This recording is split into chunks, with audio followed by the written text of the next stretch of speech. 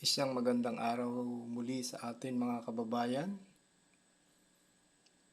Ito po ang pagpapatuloy natin sa ating tinatalakay at inaalam natin kung sino ba talaga tayo, ano ba talaga tayo mga kababayan. At ang pamagat natin ay Pilipinas. Sino ba talaga tayo? At itong ating tatalakayin ngayon po ay ito ay isang masalimuot. Ano po? Kung nabasa nyo na o narinig nyo na ang tungkol sa last will and testament ng dating Pangulong Ferdinand E. Marcos Sr. Ano po? Ito ang ating tatalakayin ngayon. At ihanda po natin ang ating mga sarili dahil tunay na tayo'y magugulat. Ano po? Ngayon po ay mag-review muna tayo na pag-aralan natin, na-discuss natin ng mga nakaraan na tayo pala ang Havilah, the land of the Garden of Eden. Dito pala ang Garden of Eden sa Pilipinas, mga kababayan. At nakita rin natin na we are Ophir, the land of gold. Na mayroon tayong mga patotoo sa mapa ng mga Espanyol na ang salitang Ophir ay nakasulat sa kanilang mga mapa kung saan it is describing the Philippines. At alam naman natin yung mga physical na ebidensya, yung mga ginto natin. At yung history, ano po? At yung mga nahukay diyan sa iba't ibang panig ng Pilipinas, lalo na dito sa Agusan, sa Butuan, na mga ginto na patotoo na yan ang mga ginto na ginawa ng ating mga ninuno. At nakita rin natin na we are Sheba, the land of the Queen of Sheba, na ang Queen of Sheba ay dito tumira sa Cebu.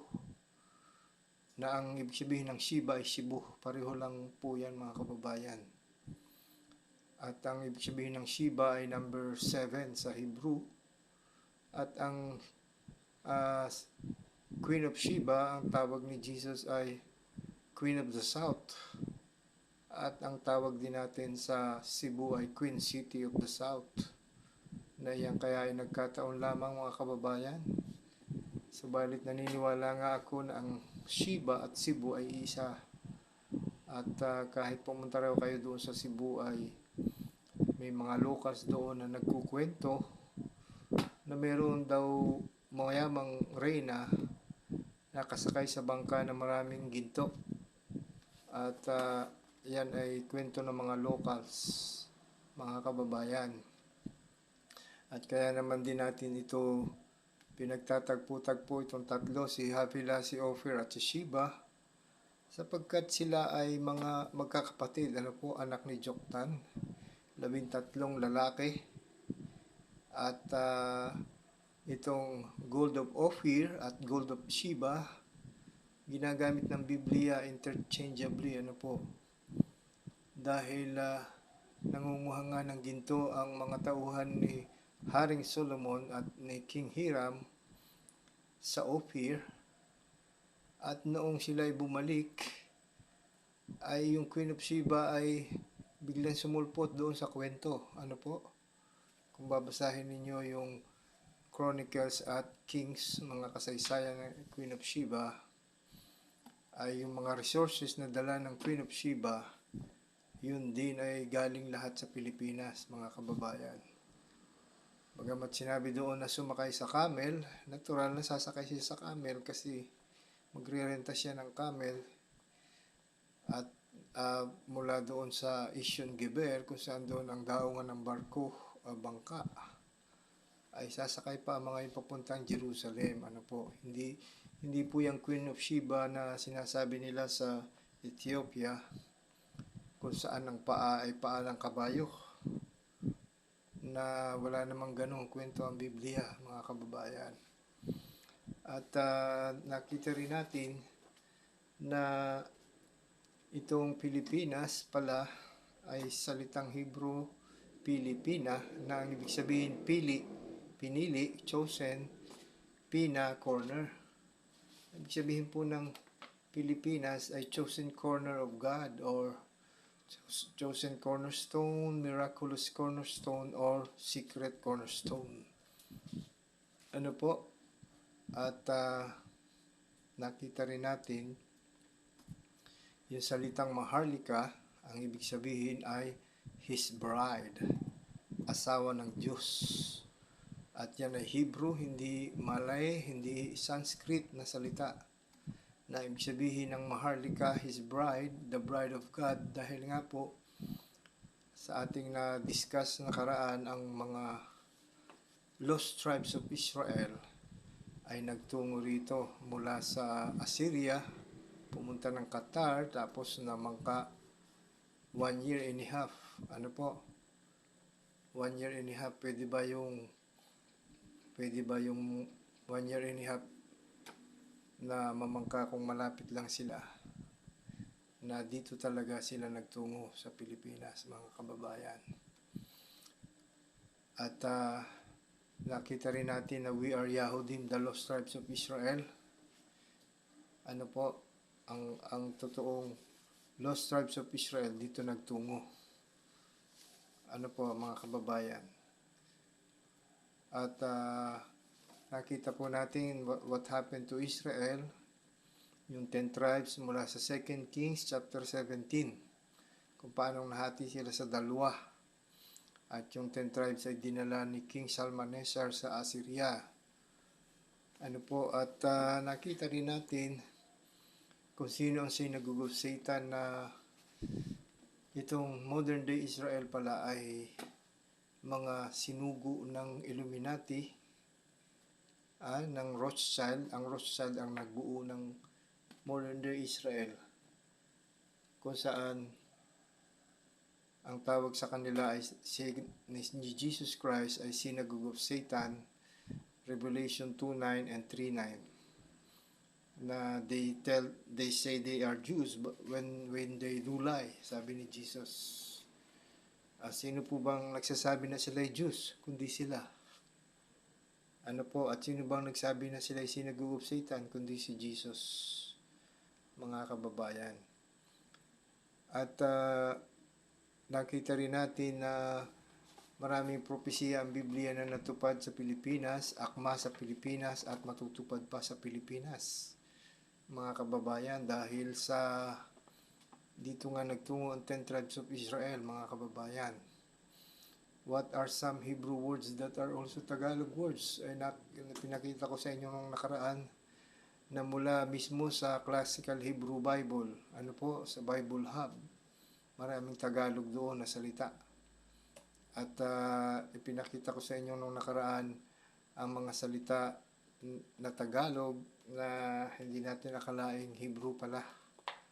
At yung ating mga mountains, ang ating mga places, mga kababayan, ay maraming Hebrew. Bagamat halo-halo ng ating salita, may Espanyol, may English, may sari-sari na, ay sinasabi ko sa inyo mga kababayan, marami tayong salitang Hebrew. At yung ating mga ugali, ano po, at katangian, marami tayong katangian ng isang Hebrew, mga kababayan. Kaya, sino ba talaga tayo, mga kababayan? Ito pa ang sinabi ng Biblia na the wealth of the nation shall come to you. Na ito ang ating i-discuss sa inyo, mga kababayan, na ang kayamanan ng buong mundo ay nagtungo sa atin. We are the richest country on earth. Na yan din ang sinabi ni George W. Bush noong after bumagsak yung World Trade Center, ay tinanong si George W. Bush kung sino ang pinakamayamang bansa, at ang sinabi niya ay Pilipinas. At sinabi ko po sa inyo, tayo bilang mga Pilipino kaya tayo mayaman, hindi lang sa mga natural resources natin, hindi lang sa mga nandito sa ating sariling bansa, ano po, kundi We are the owner of the World Bank. We are the owner of the International Monetary Fund, IMF. Ang tawag dyan ay Global Debt Facility. At tayo din ang may-ari ng mga ginto na nandoon sa 13th Federal Reserve ng Amerika. At yan ang patutunayan ko sa inyo mga kababayan. Ito ay malalim mga kababayan. At ipakikita ko rin sa inyo ang ating i-discuss talaga ngayon. We will see the last will and testament of President Ferdinand Edrelin Marcos Sr. At ipakita ko sa inyo na may mga tao na gumagawa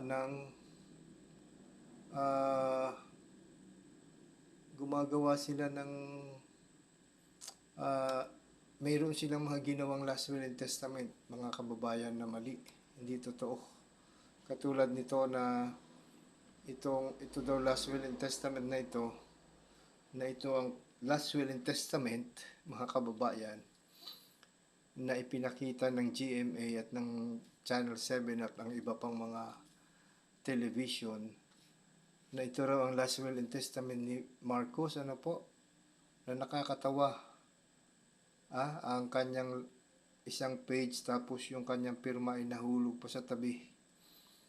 At sabi niya, "Note to all men by this presence, I, Ferdinand E. Marcos, of legal age, married to Imelda Romualdez Marcos, a native of Batac, Ilocos Norte, having been born on the 11th day of September 1917, now actually residing at Batac, Ilocos Norte, and occupying Malacanang Palace, of sound and disposing mind and memory, and not acting under undue influence, violence, fraud, or intimidation of whatever kind, so by this presence declare this to be my last will and testament, which I have caused to be written in English, the language which is known to me, and I hereby declare that." Mga kababayan, sinasabi ko sa inyo mga kababayan, ito ay peke. Ano po, peke ito.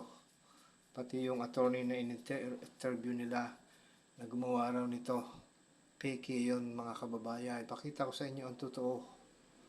Alin ba ang totoo niyang last will and testament? Ito po ay tinype lang na maganda, pero doon sa huli mga kababayan, nandoon ang original na typewritten. At magugulat kayo kung saan niya ginawa ito, last will and testament. Tingnan po natin, pakinggan natin habang unti-unti nating dinidiscuss. Ano po, huwag kayong magugulat or magtataka or dahil masalimot ito mga kababayan. Atin pong ituloy na.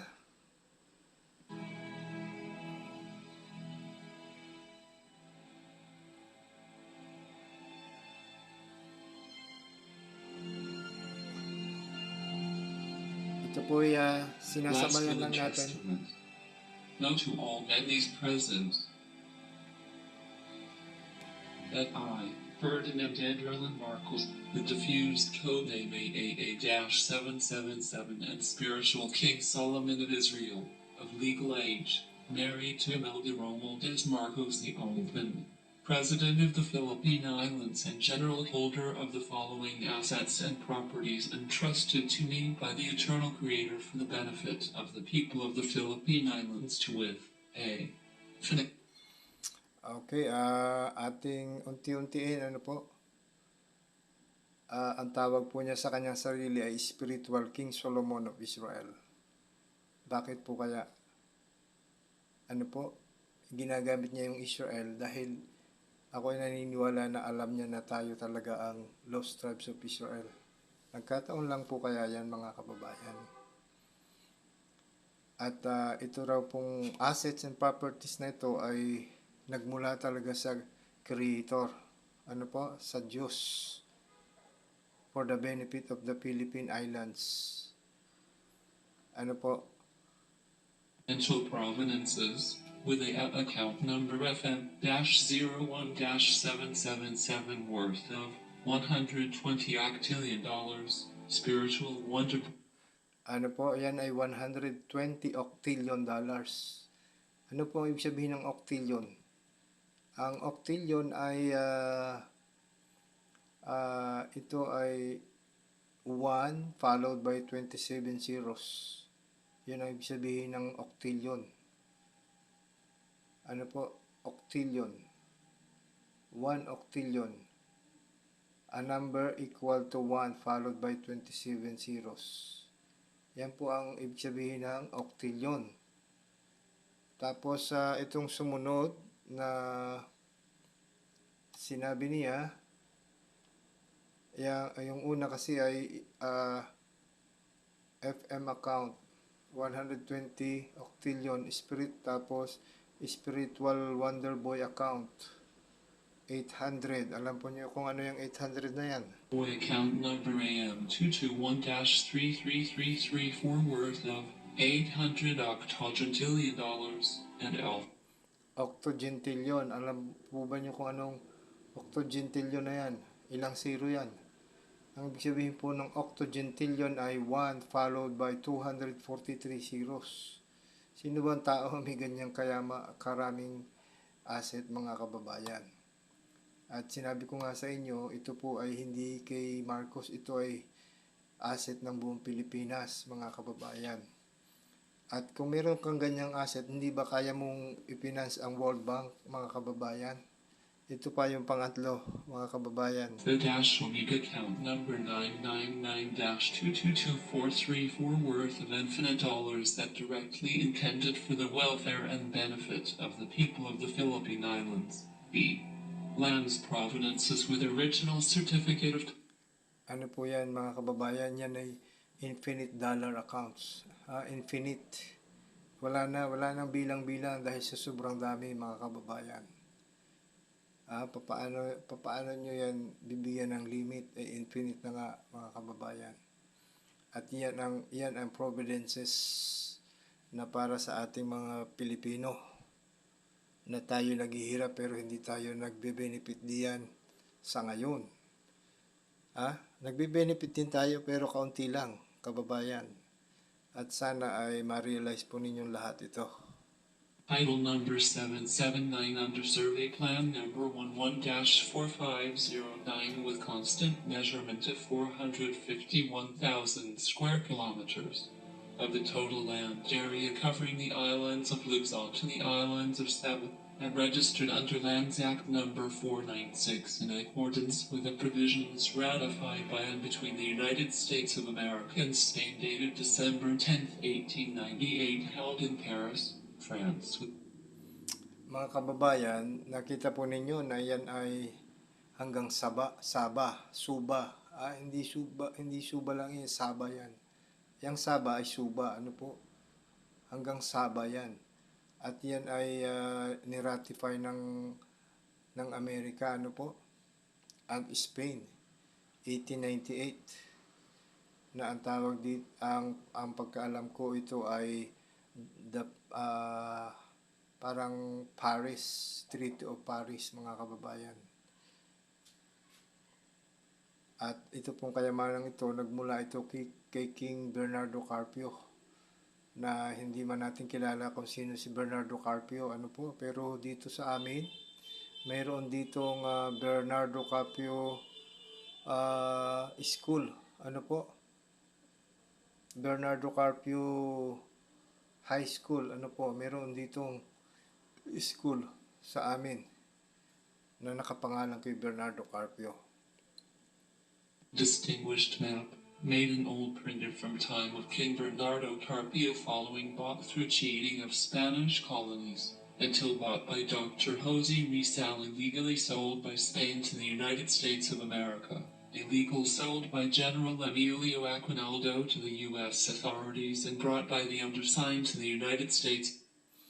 Nakita po ninyo na ayon dito ay ibinenta ng Spain sa Amerika ang mapa ng buong Pilipinas, at ang nanguna sa pagbibenta na yan ay si General Emilio Aguinaldo, ano po, At ang halaga niya ay 20 million US dollar, or 10,000 metric tons of gold bars that preserved beneath the World Trade Center. Kasi po yan ay binili pagkatapos binawi yung pong mapa ng ating bansa, binawi at binayaran. Ang nagbawi niya ay si Marcos, na 10,000 metric tons na gold bars na inilagay sa World Trade Center, New York. Na mga kababayan, yung pong World Trade Center na pinagbagsak, doon yung Twin Tower, doon po sa Building 7 na mas mababa, hindi yung katabi ng Twin Tower, ay meron doon nakalagay itong 10,000 metric tons na gold bar sa ilalim. At bago po yun gumuhong World Trade Center, mga kababayan, kinuha na ng Amerika yung mga ginto doon, yung gold bars, yung 10,000 metric tons na gold bars na iniligay ni Marcos doon. Kinuha na po yun ng Amerika. At saan dinala? Ang balita ko ay doon dinala sa Ukraine, mga kababayan. Ngayon po ay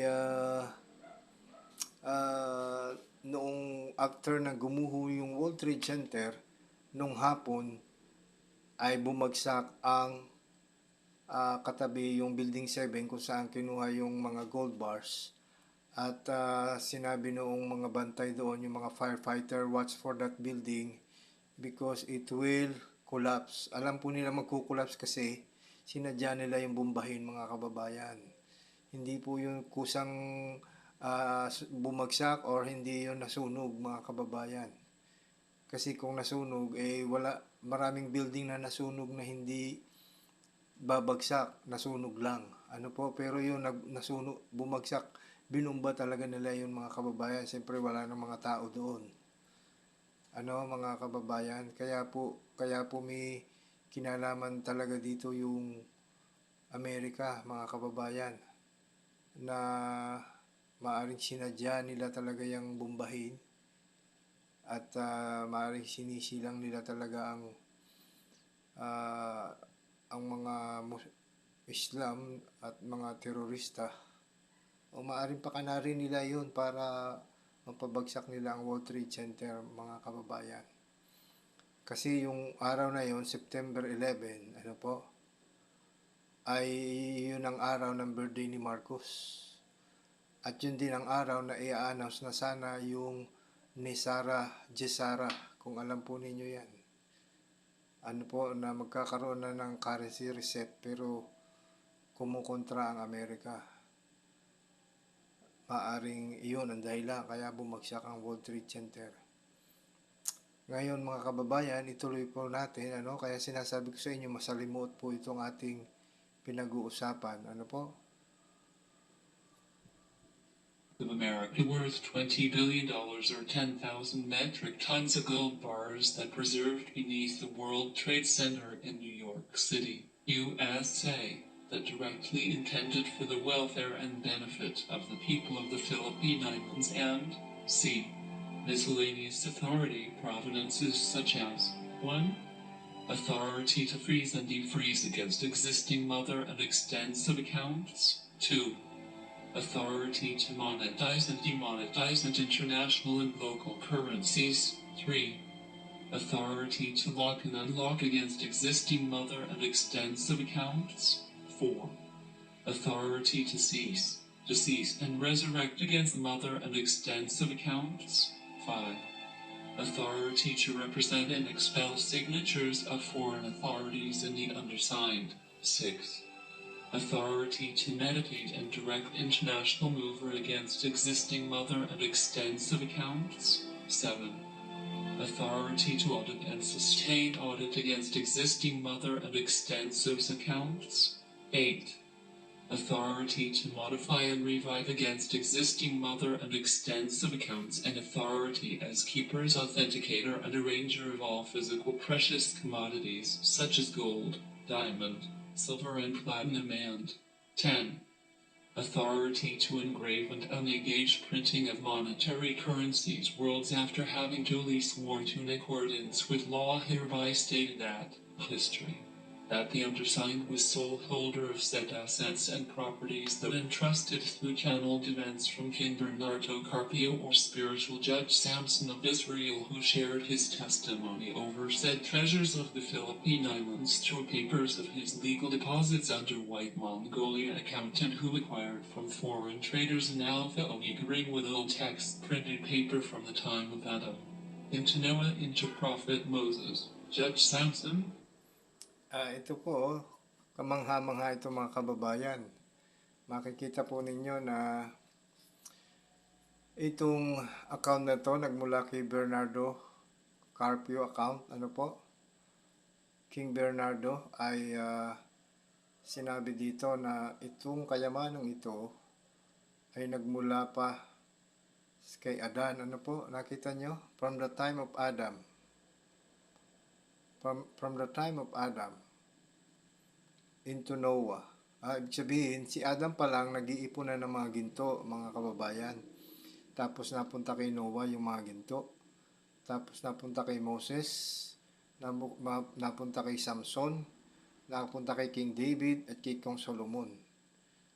Ito, ibig sabihin mga kababayan, yung mga ginto na yan, iniipon na yan, simula kay Adan hanggang napunta kay King Solomon. At ito ay na-transmit directly to Anthony Santiago Martin. Yan po si King ASM. Ano po? At yan ang susunod nating tatalakayin mga kababayan kung sino ba siya. With international recognized code name Spiritual Wonder Boy. Yan, sino ba yung Spiritual Wonder Boy? And the 01 spiritual code name King David of Israel. Nakita po ninyo, ang tawag nila kay Bernardo Carpio ay ang tawag nila kay Bernardo Carpio, Spiritual Judge Samson of Israel. Israel na naman mga kababayan. Ang Samson, Judge Samson of Israel ay si Bernardo Carpio. At si Anthony Santiago Martin, Spiritual Wonder Boy, King David of Israel. Siya ang King David. Siya ang spiritual King David. Hindi yung David na tatay ni Haring Solomon, kundi ito ang spiritual King David of Israel.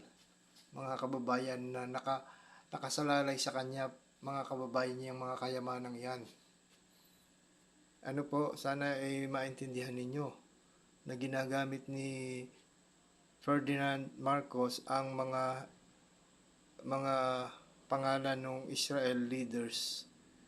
At ako naniniwala hindi ito nagkataon dahil maaring alam niya na tayo ang Lost Tribes of Israel. Kung maalala ninyo ay inayos ni Marcos ang Pilipinas sa 12 region, 12 regions. Para bang ipinapakita niya we are the 12 tribes, or we are related to the 12 tribes, mga kababayan.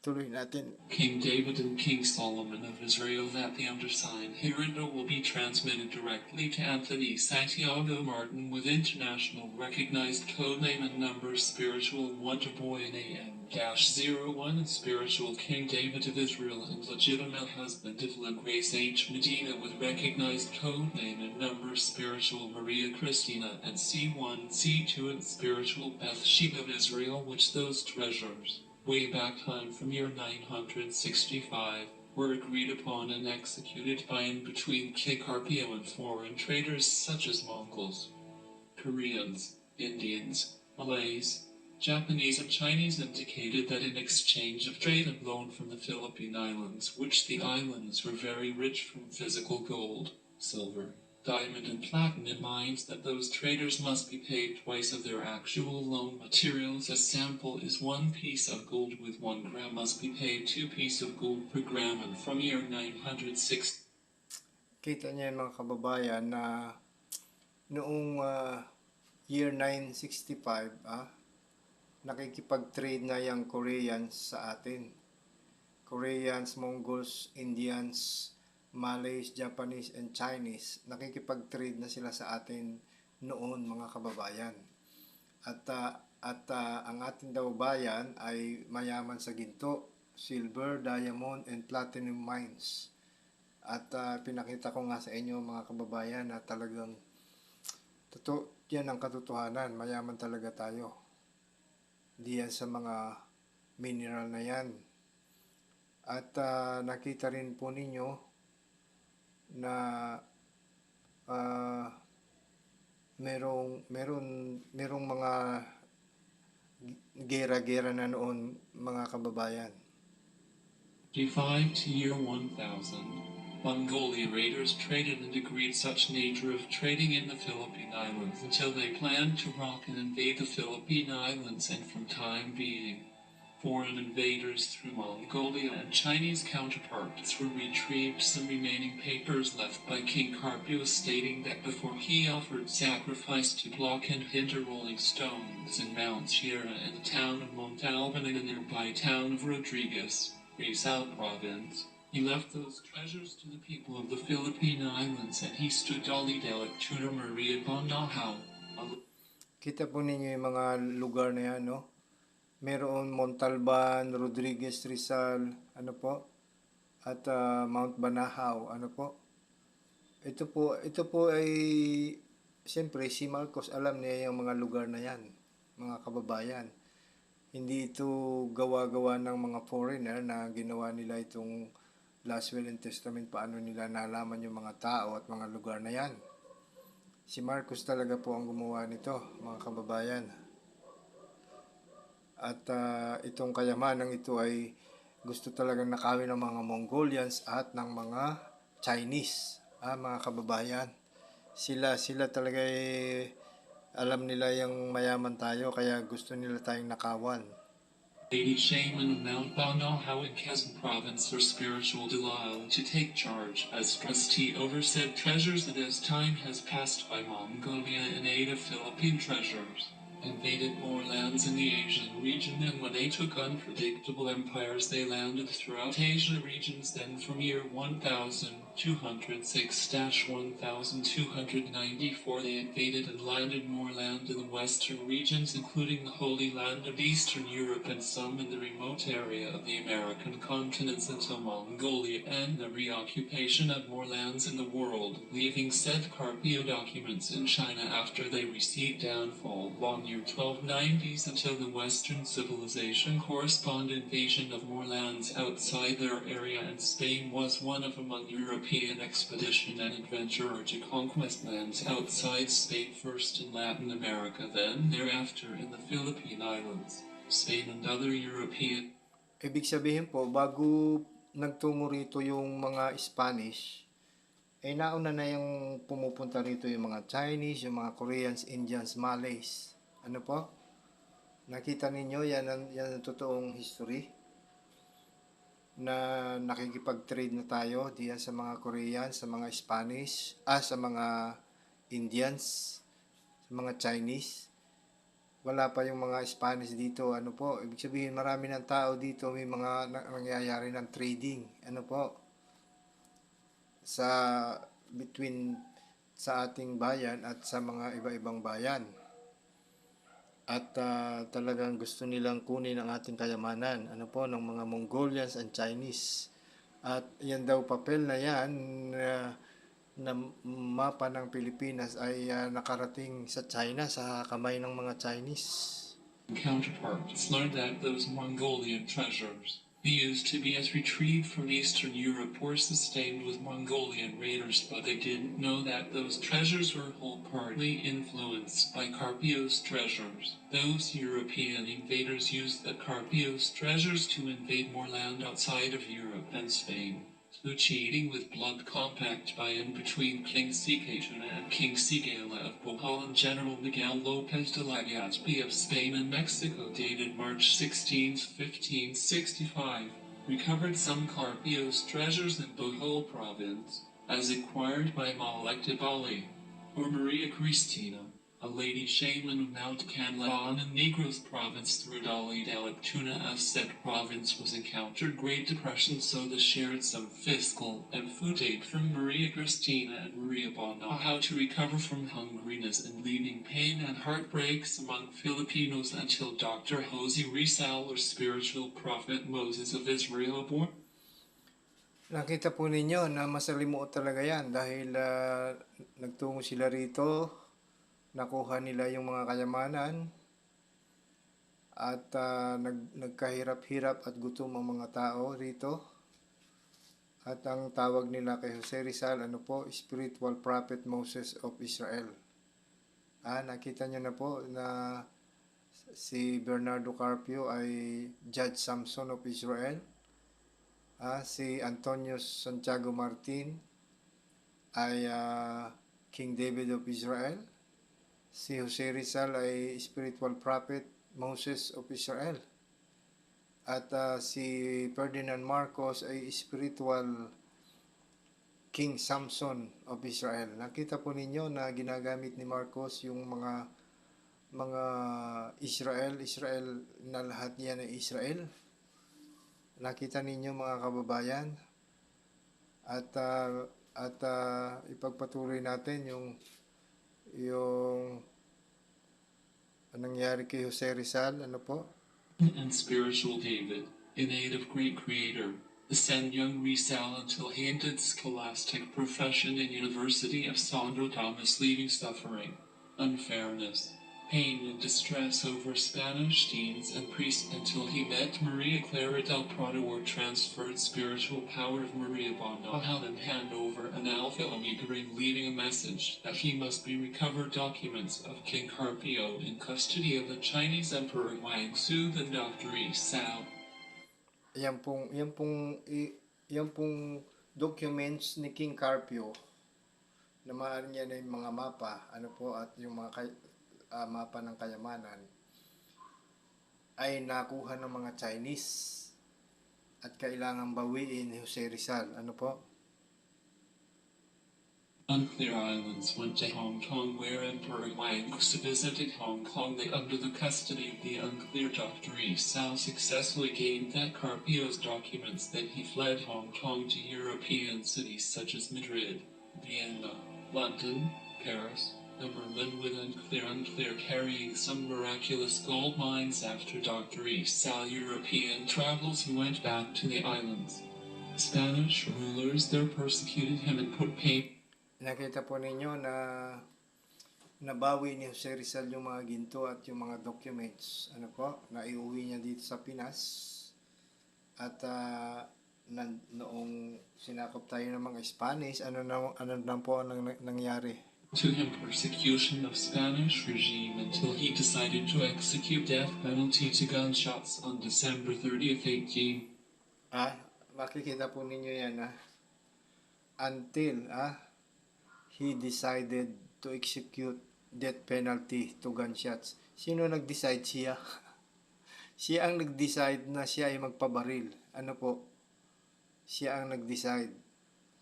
At ang totoo po mga kababayan, sabi ni Marcos sa last will and testament niya, regime until he decided to execute death penalty to gunshots sa December 13, 1896 in Bagong Bayan. Now, Luneta. Loncia, yung Luneta. Mga kababayan, hindi talaga pinatay si Jose Rizal doon. Siya po ay dinala sa Vatican at ginawang Black Pope. Kahit papag-aralan mo lahat ng pangalan ng mga Black Pope doon sa Vatican, merong moment doon ng time na kung saan mayroong Black Pope doon na wala ang pangalan niya, hindi nakalagay. At yun ang time na ang Black Pope ay si Jose Rizal, mga kababayan. At bakit siya iniligtas? Bakit hindi siya pinatay, mga kababayan? Dahil po siya ay magaling mag-opera ng mata. Kailangan siya, marami po siya inopera ng mga hari. mga royalty. At siya ay magaling mag-interpret, magsalita. Marami siyang language na alam, kaya po ginamit nila si Jose Rizal. At kaya nga po si Jose Rizal marami po siyang iba-ibang pangalan. Father Jose Santa Romana. Actually, si Jose Rizal po, siya ang nagbinyag kay King Anthony Santiago Martin. Ano po? Siya ang nagbinyag. Ano po, at ipapakita ko sa inyo sa susunod yung mismong birth certificate at saka yung kanyang baptismal certificate. Ano po? Na si Jose Rizal ang nagbinyag po. At siya rin ang nag-alaga kay King ASM Anthony Santiago Martin, mga kababayan. Kaya po sinasabi ko sa inyo, nakakagulat ito, shocking ano po, at sabi nga ni Karen Hudes, si Jose Rizal po ay anak ni Taliano, at si Taliano ay kapatid ni Queen Victoria. Ano po? At si Jose Rizal po ay nabuhay na mahigit 100 taon. Parang 1970s po siya namatay. Kaya po nagkita talaga si Jose Rizal at si Marcos, sila ang nag-ayos ng World Bank. Ano po? Na kayo hindi maniniwala kasi wala man yan sa ating mga history. Pero marami pa akong pakikita sa inyo, mga kababayan.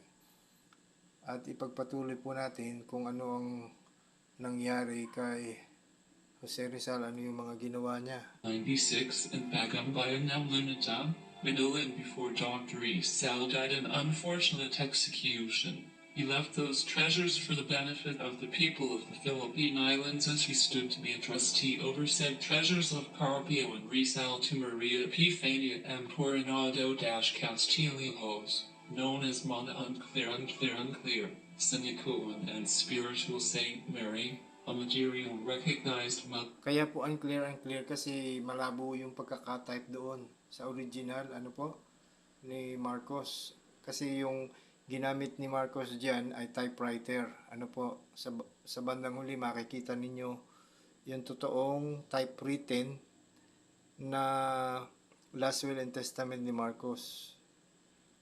of Jesus, and through his death, the people of the Philippine Islands firm to be revolted against the Spanish colonies. And from the date of Dr. Rizal's death execution until obtained temporary liberation on June 12, 1898, Filipino revolutionists fought against the Spaniards until they overthrown in the islands by the American authorities entered the islands after their ratification of treaty with Spain under the Treaty of Paris dated December 10, 1898 in Paris, France, and Spain sold the islands to the United States of America worth $20 million. Yan nga po, sinasabi ko sa inyo, ang tawag dyan ay Treaty of Paris. Noong December 10, 1898, ano po, na ibinenta ng Spain sa Amerika ang Pilipinas, at ang ginamit, sarili nating ginto, mga kababayan, na talagang si Emilio Aguinaldo ginawa niya yung paraan para siya ang maging presidente ng Pilipinas. Siya po ay may pagka-traidor, mga kababayan. 20 million American dollar with an old Philippine map documents printed by King Carpio, and said map was entitled to Chilo the Propriedad numero 4136, and time and again, the American authorities reoccupy the islands using that treaty in the absence of the Filipino representatives, and unfortunately, General Emilio Agui. Ayan po, nire-occupy man tayo ng Amerika. Ano po, kaya nga galit si Digong sa mga Amerika dahil may ginawang masama ang Amerika sa atin. May mga minasakar sila. Ano po, at pinaikot-ikot din tayo ng Amerika, mga kababayan. Ronaldo sold to Chilo the propriedad numero 4136 that has been bought by Dr. Rizal to Spain in the sum of $20 million, 20 million American dollar that caused severely for Dr. Rizal to accuse by Spanish regime from Spanish monarchy to Spanish Governor General in the islands as seditious rebellion against Spanish regime in the islands. And they immediately cancelled and terminated all registered properties of Spain and the islands, including Regilo the Propriedad numero 4136, and they initiated to resurvey the islands under Survey Plan number 114509 by virtue of the mandate instruction made by President William McKinley to General Robert Torrance and President William H. Taft of the Philippine Commission to resurvey the islands in order to assure their legal occupation in the islands, and after they resurveyed the islands, they measured approximately more than 451,000. Ibig sabihin, inulit po nila yung pag-measure sa islands, mga kababayan, at sinukat nila ang buong Pilipinas. Gumawa po sila ng titulo sa buong Pilipinas, mga kababayan. At ang tawag po dyan, Torrance title. Nakita po ninyo? Robert Torrance. Kaya po ang Torrance title, yan po ang ang pinaka powerful na title at ang unang title sa Pilipinas, na ang tawag po diyan ay OCT 01-4. Ang sabihin po ng OCT ay Original Certificate of Title 01-4. Alam po ninyo yung 4 doon kung ano. Ang 4 po doon ay Luzon, Visayas, Palawan, and Mindanao. Ano po? Yung apat na yun, Luzon, Visayas, Palawan, and Mindanao. Dati ang Palawan ay nakahiwalay. Kaya po 01-4 yun. At kasama talaga ang Sabah. Nakita po ninyo, ang Sabah ay talagang atin. Ano po? Sabah. 1,000 square kilometer covering the islands of Luzon to the islands of Sabah by virtue of the Lands Registration Act number 496 enacted by the Philippine Commission led by President William H. Taft. The Philippine Islands was entitled to original certificate of title number 779 under Land Survey Plan number 114509 and registered under Lands Registration Act number 496. The Americans modified and developed some educational systems, views, and lifestyles among the Filipino people until World War II occurred unexpectedly, and the Axis powers decided to retaliate against the world, which they professed that they never cited by the world after World War I, and Adolf Hitler, son of Ignacio Enrique Coronado. Ayan, ito pa ang isang masalimuot, mga kababayan. Si Adolf Hitler, noong World War I, ano po? Ibig sabihin, nagkaroon ng World War I, tapos World War II. Si Adolf Hitler, son of Ignacio Enrique Coronado. Alam po ba niyo itong sino? Ignacio Enrique Coronado. A traitor of Dr. Jose Rizal's face alike, who went in Paris to claim Carpio's treasures for himself, managed Germany to start a global horror, and they associated with Italy and Japan. The world was horrified by the Axis powers. Ito pong si Ignacio Enrique Coronado, Pilipino yan, mga kababayan. At ibig sabihin si Hitler, ang tatay niya ay Pilipino. Talagang masalimuot na kwento to, mga kababayan. A traitor of Dr. Jose Rizal's face-alike, who went in Paris to claim Carpio's treasures for himself, managed Germany to start a global horror, and they associated with Italy and Japan. The world was horrified by the Axis powers, and they looted and alleged treasures of Europe without knowing that those were remains of Carpio's treasures, and Dr. Rizal also saved Alpha Omega Ring in Madrid and other pertinent treasures in Spain that deposited by Dr. Rizal under White Vatican account, and Axis powers were Ibig sabihin, mga kababayan, ang nangyaring World War II ay dahil sa kayamanan natin.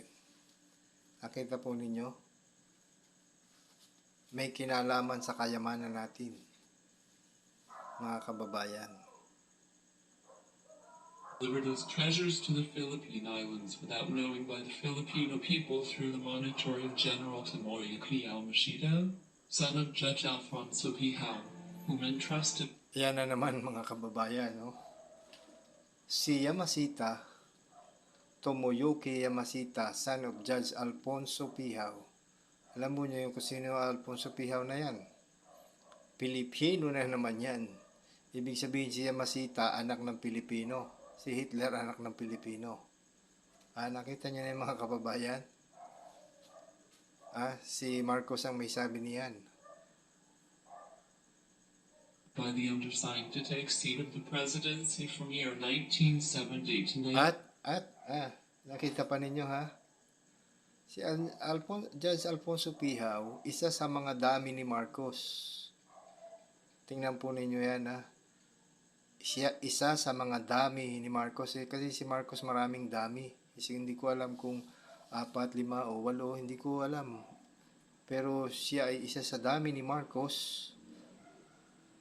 At the undersigned, si Marcos yun, to take seat of the presidency from year 1970 to 1983. Ibig sabihin, 1970 to 83, si Judge Pihao ang presidente ng Pilipinas, hindi yung totoong Marcos. Ano po?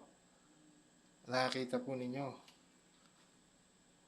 Ang dami ang humawak sa Pilipinas kasi inaayos ni Marcos ang mga papeles sa World Bank, mga kababayan.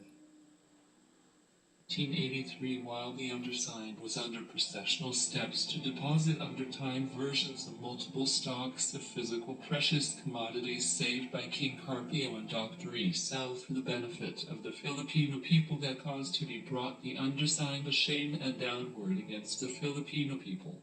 Some of those treasures were hid by Axis powers and still hidden in the mountainous proper and some under the sea of the Philippine Islands that cannot ever be allowed to touch. Nakita po ninyo din, itong mga kayamanang ito na ibinalik ng mga Spanish dito sa atin, ito ay itinago sa mga mountains at under the sea at cannot ever be allowed to touch. Hindi magagalaw po yun. Pero yun ay nasa mapa. Ano po? Alam nila kung yung may hawak ng mapa ay alam niya kung saan nakalagay yung mga kayamanang yan na tawag nga dyan lily sites. Ano po? Nakita na po ninyo na inilagay ang mga kayamanan dito sa ilalim ng dagat.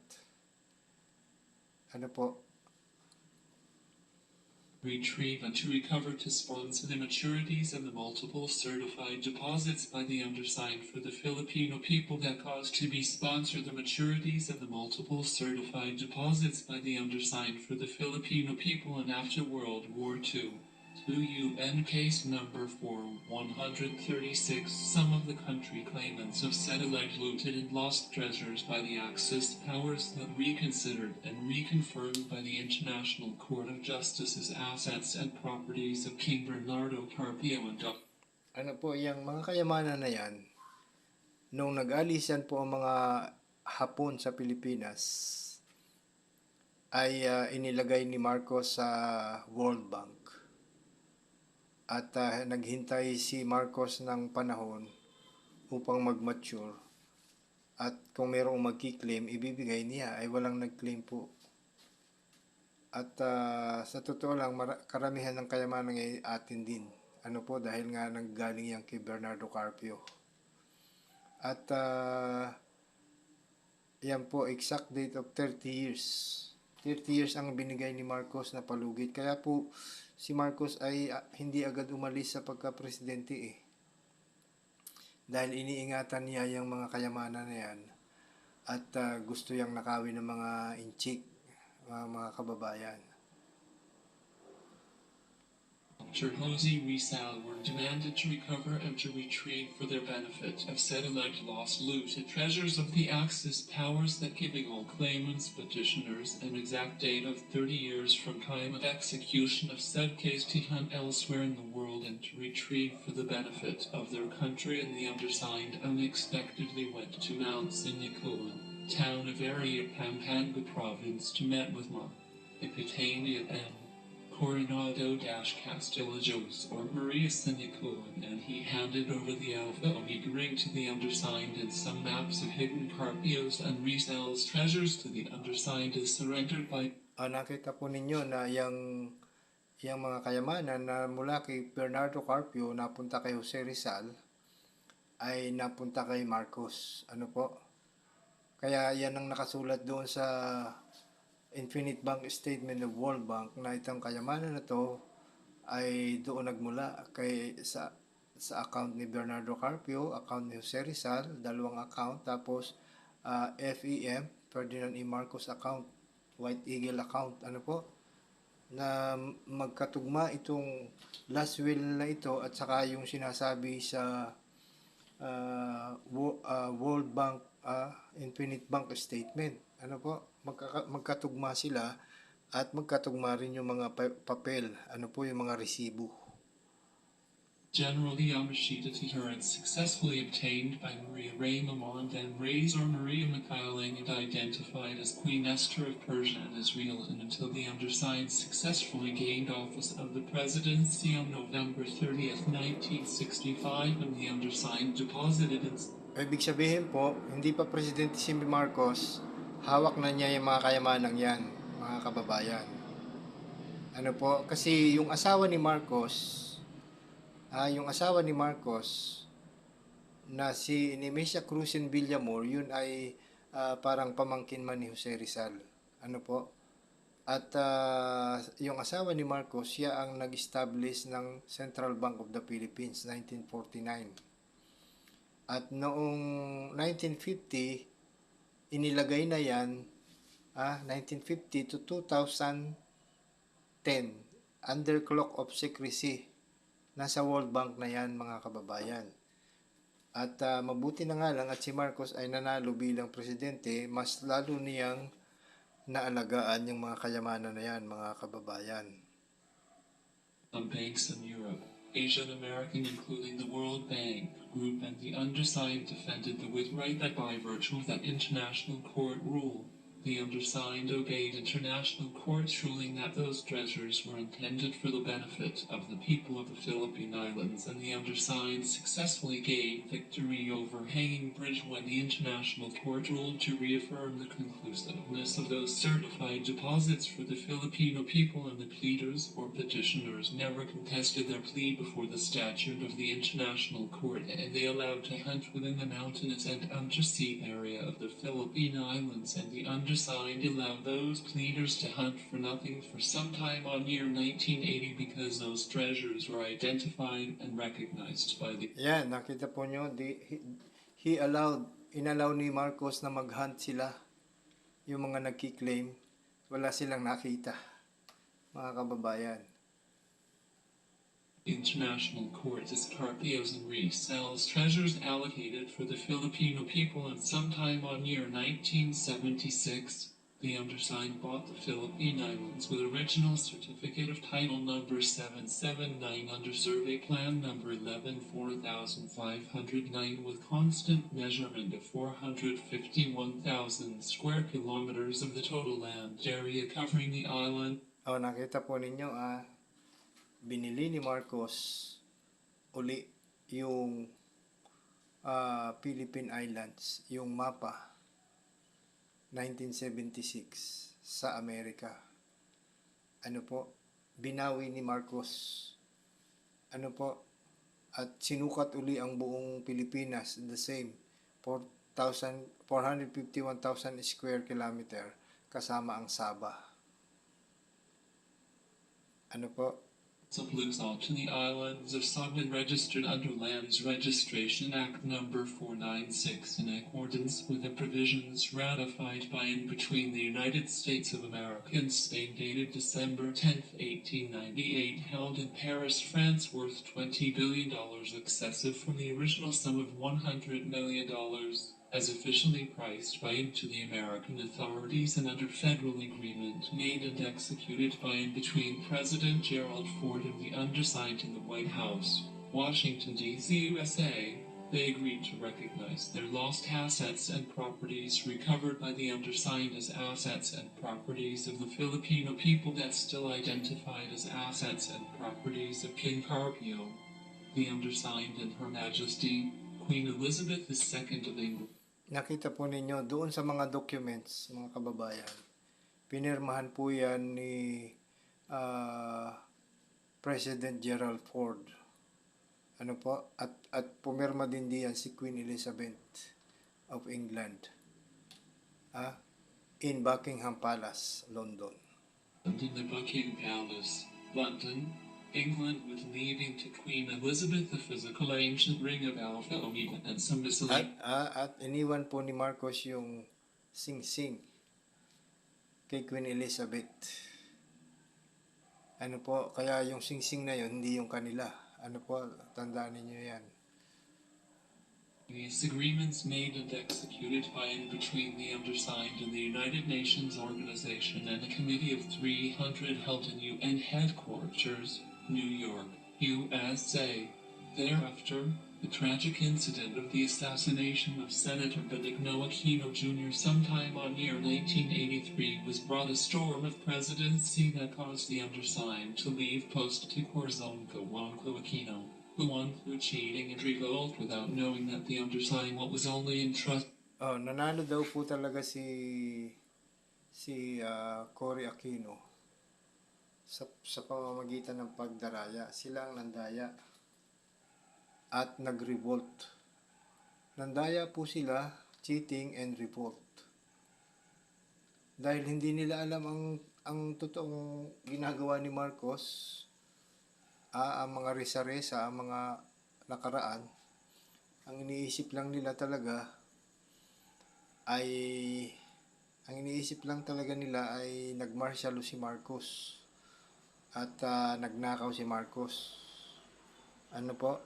To the office of presidency to Judge P. Howe, and the undersigned didn't know everything about evil deeds of Judge P. Howe to the nation, like taking $40 million.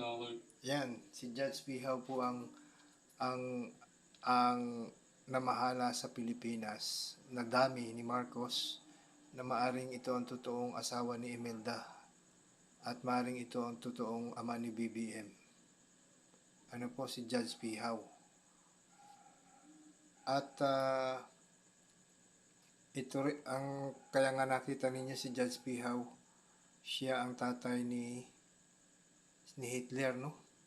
Doon sa kanina nakita ninyo. At si Judge P. Howe ay nangutang sa World Bank $40,000. Secret deal sa World Bank. Kasi akala ng World Bank siya ang totoong Marcos eh.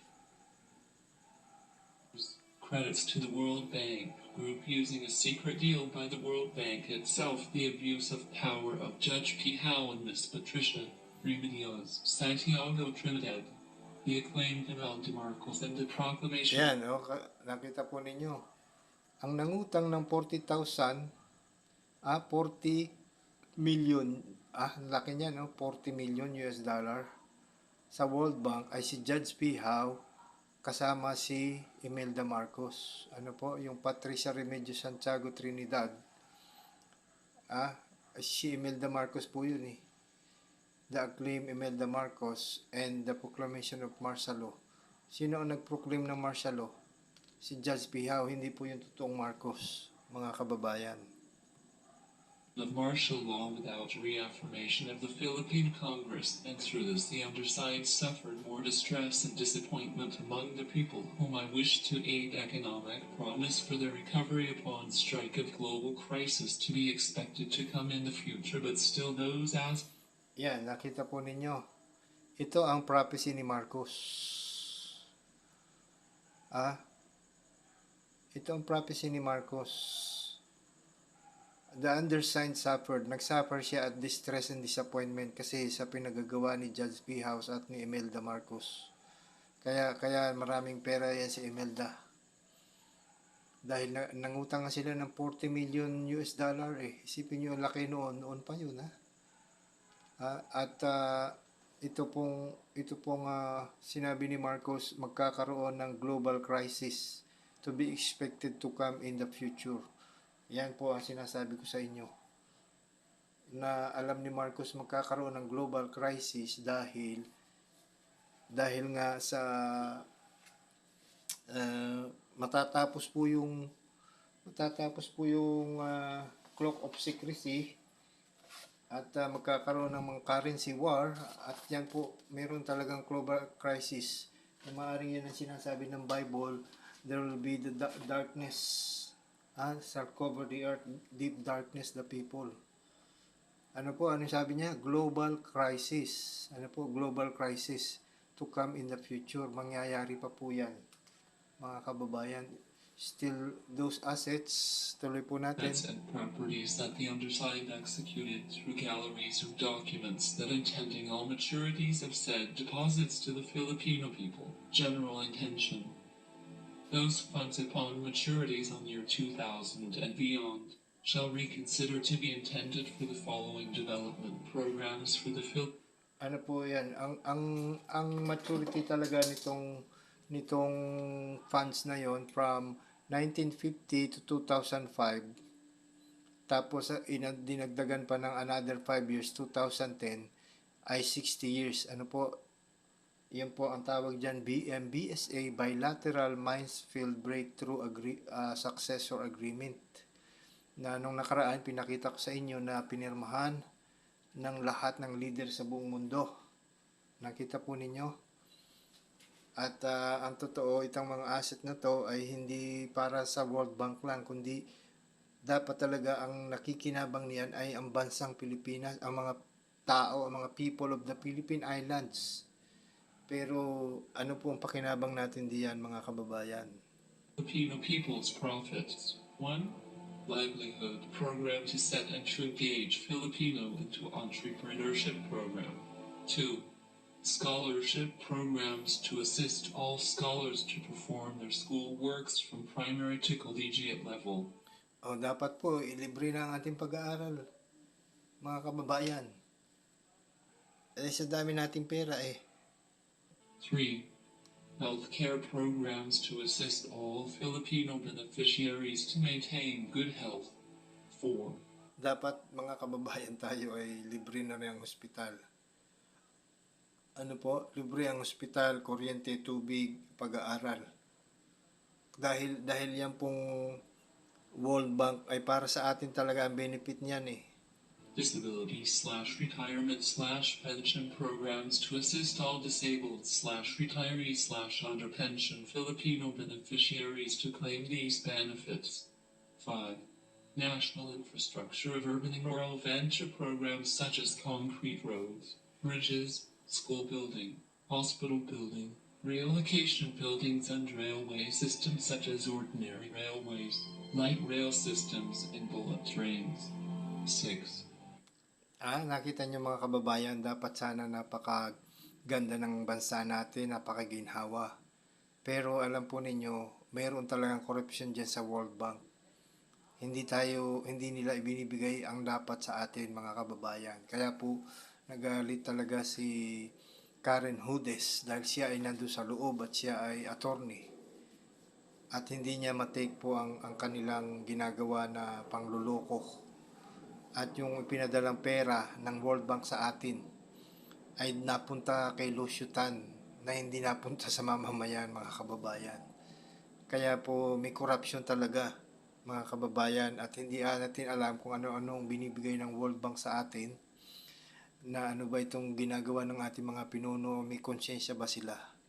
Kaya dapat natin ipanalangin na mabuti ang ating mga pinuno, mga kababayan, na mamulat ang kanilang mata at mahiya-hiya sila sa pagnanakaw, sa ninanakawan nila tayo, ayaw nila tayong guminhawa mga kababayan.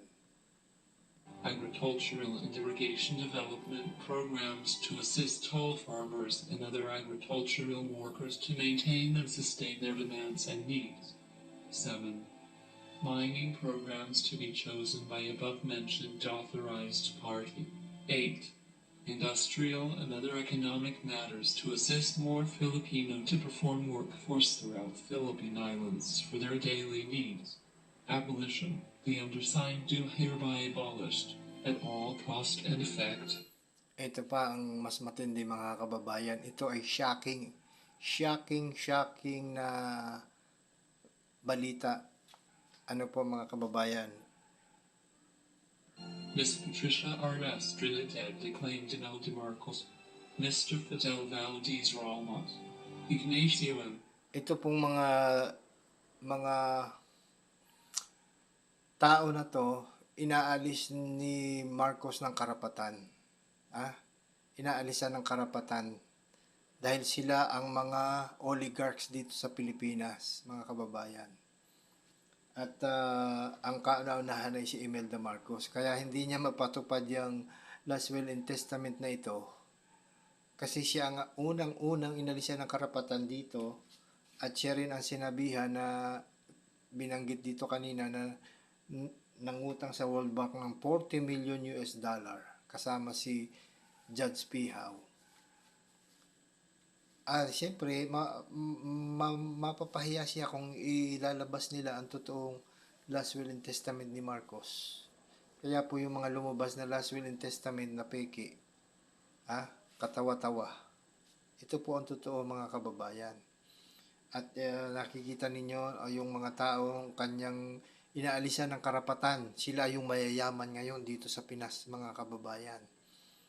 Si Fidel Ramos, si Ignacio Enrique Coronado na ito yata ang tatay ni Yamashita, si Alfonso Pihaw na tatay ito ang tatay naman ni Hitler. Gok Versailles, General Juan Ponce Enrile, Lucio Tan. Ito mayayaman, John Gokong Wei, Henry C. Dahil ang kaya inabolish ni Marcos itong mga to dahil ang mga ito alam nila ang kayamanan ni Marcos. Mga kababayan, may access siguro sila kaya inalis ni Marcos ang kanilang karapatan sa mga kayamanang ito. Enrique Coronado, Judge Alfonso Pihaw, El Vincent Gutbersos Pihaw's appointed trustee, General Juan Ponce Enrile, Mr. Lucio Tan, Mr. John Gokong Wei, Mr. Henry Sai, Senior Mr. Jai Augusto Zubel de Ayala, Mr. Eduardo M. Cojuangco. Yan, nakita po ninyo, yan ang mahiyaman sa Pilipinas. Eduardo Cojuangco, Ayala, Gokong Wei, Henry C. Nakita po ninyo, alam nila kasi yung kayamanan ito, kaya nawala ng tiwala si Marcos sa kanila dahil kaya inalis ni Marcos sila ng karapatan. At ito pa ang shocking mga kababayan. Tingnan po ninyo ito. Eduardo Cojuangco. Mr. Ferdinand Marcos y Santiago claimed Bongbong Marcos, which the original one has already died sometimes on year 1975. Nakita nyo na itong acclaimed Bongbong Marcos, BBM, which the original one has already died. Ang original na BBM, namatay na 1975. Sabi ni Marcos yan. Di ba shocking yan mga kababayan? Paano ngayon paano patutuparin ni BBM yan? Itong last will na ito, mga kababayan. Ang totoong Marcos po ay pinatay doon sa Europe. At ang narinig ko, ang nang pumatay dyan, anak ni Juan Ponce Enrile. Nag-away sila sa babae. Kaya napatay ng anak ni Juan Ponce Enrile ang totoong BBM. 1975. At ang BBM ngayon ay maaring anak ni Judge Pihaw at ni Imelda dahil parang sila man ang totoong mag-asawa.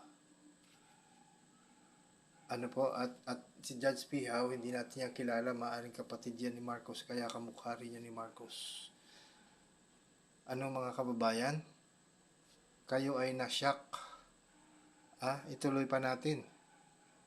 Miss Ivy Laxon y Santiago Amy Marcos, Mr. Demetrio Bondoc Garcia, Miss Arian Gawanko y Santiago Arian Marcos, and other trustee names recognized by the undersigned, both local and foreign trustee, including the Republic of the Philippines, and all maturities of above said assets and properties shall wholeheartedly be decided by the undersigned to modify in the future, in all accounts, either mother accounts and extensive accounts, shall, at all legal force, cost and effect, be automatically modified and interlocked, on or before the entrance of the year 2000, into no modified mother to be handled solely by Anthony Santiago Martin or Spirit.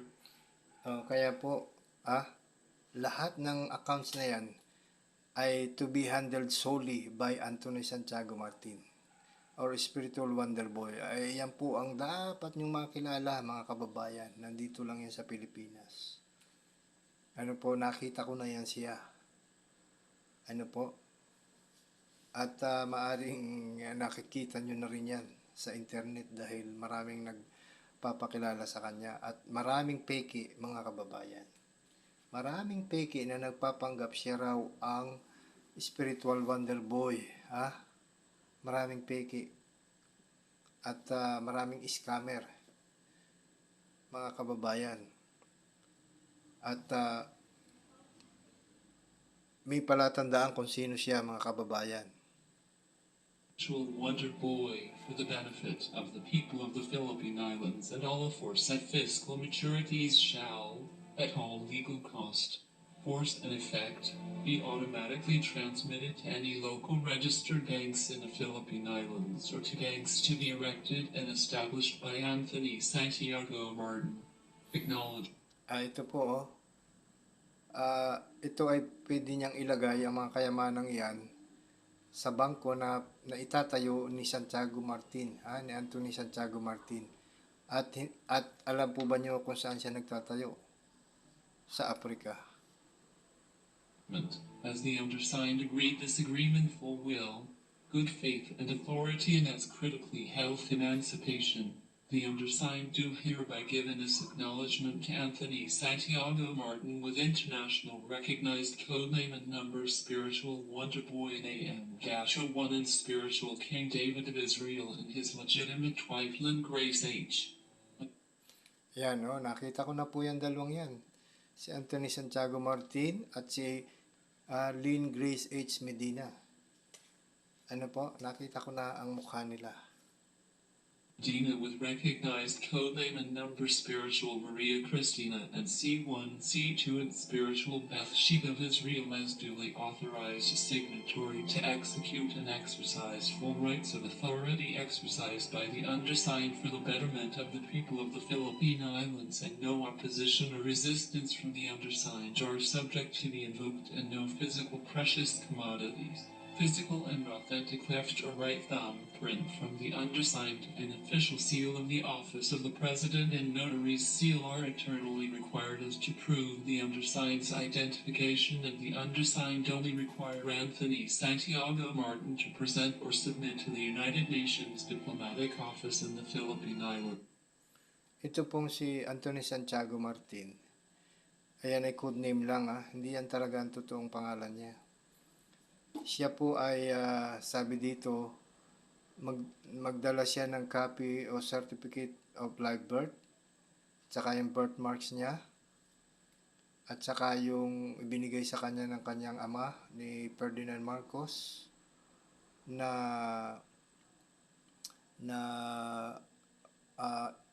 galing sa gobyerno ng Pilipinas. At ito po ang isang palatandaan kung sino siya. His birthmarks. Anong birthmark niya? Na hindi mo pwedeng baguhin. His small mole on the left corner of his nose. Mayroong merong mole, mole. Merong taling, mole.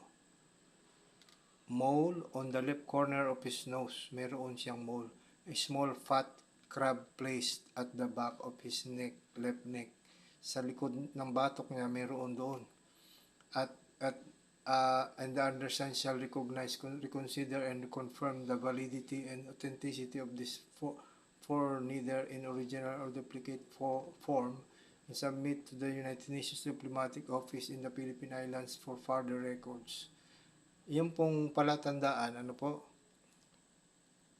kung sino siya, Is a copy of his certificate of live birth and his birthmarks, such as his small mole in the left corner of his nose and a small fat crab placed at the back of his left neck. And the undersigned shall recognize, reconsider, and reconfirm the validity and authenticity of this form, either in original or duplicate form, and submit to the United Nations Diplomatic Office in the Philippine Islands for further record. In witness and faith. At siya po, kilala siya ng mga Supreme Court natin.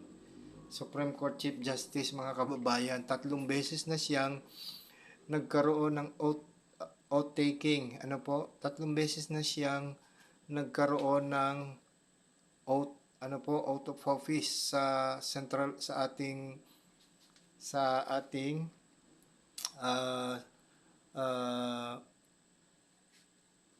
tatlong Supreme Court Chief Justice na po ang nag-oath of office siya. At kahalilihan nga si Lucas Bersamin. Na ito si Lucas Bersamin, alaman niya ang katotohanan. Pero hindi siya nagsasalita, mga kababayan. Whereof, we have hereunto signed this form without any witness this December 20th, 1988 at the Buckingham Palace, London. Alam po ninyo kung bakit niya doon ginawa sa Buckingham Palace. December 20, 1988 at the Buckingham Palace, London, Great Britain. Bakit doon sa Buckingham Palace? At alam ba niyo kung sinong may-ari ng Buckingham Palace? Mga kababayan. At makikita rin ninyo itong original sa baba, Great Britain. Marcos left hand signature. Marcos right hand signature. His Excellency President Ferdinand Edwin Marcos. His Excellency President Ferdinand Edwin Marcos. Signed in left hand. Signed in right hand. Siya po ang pumirma niyan lahat. Siyang mag-isa ang gumawa niya kasi attorney siya. Sa kaliwa at sa kanan.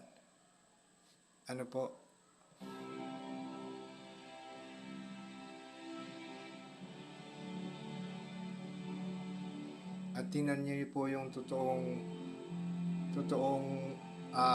hitsura ng kanyang last will and testament. Ito.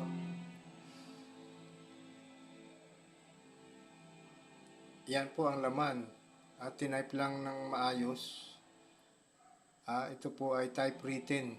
Typewriter ang ginamit niya. Doon sa Buckingham Palace, 1988. United Mail Room. Na-receive po yan sa United Nations Mail Room. Itong stamp na to, the same stamp na ipinakita ko sa inyo doon sa pinirmahan ng mga world leaders. Nakita ninyo? Yan, the same stamp. Sa United Nations. Yan ang kanyang pirma. Edralyn Marcos.